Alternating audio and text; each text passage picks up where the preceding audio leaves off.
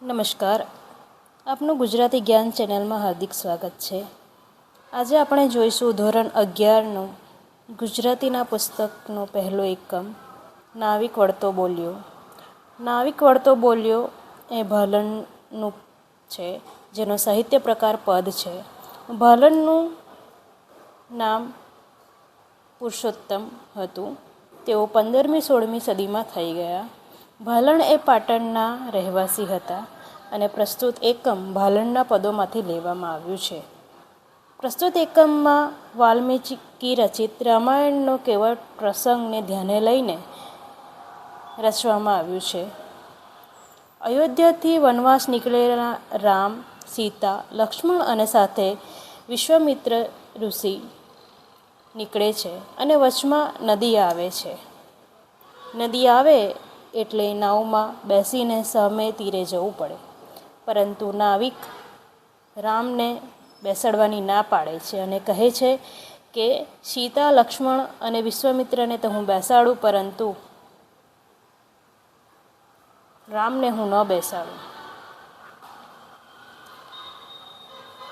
કારણ કે તેને સાંભળ્યું છે કે ઋષિના શાપથી અહલ્યા નામની સ્ત્રી રામના રજકણથી સ્ત્રી બની ગઈ છે, જેના કારણે જો રામની ચરણરજ નાવને સ્પર્શે તો તેની નાવ પણ નાવમાંથી સ્ત્રી બની જાય અને ઘરમાં રહેલી એક સ્ત્રી, અને જો નાવ સ્ત્રી બને તો તેને બે સ્ત્રીને પાલવવી પડે અને તેનું જે આવકનું સાધન છે એ પણ જતું રહે। તેથી તે રામને નાવમાં બેસાડવાની ના પાડે છે। આ સાંભળી વિશ્વામિત્ર વચ્ચેનો રસ્તો સૂઝાડે છે। તે કહે છે કે જો નાવિક ગંગાજળથી રામના ચરણ ધોવે તો તેના પગની રજ ધોવાઈ જાય અને તેની નાવ સ્ત્રી બનતી અટકી જાય।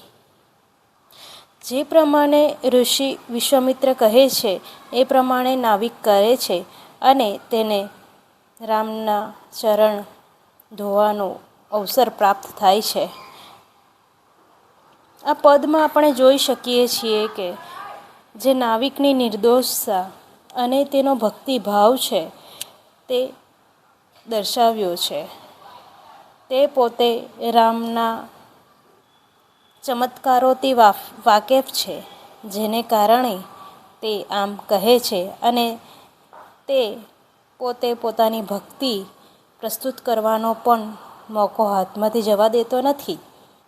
આમ એક નાનકડા પ્રસંગ દ્વારા રામનું ચરિત્ર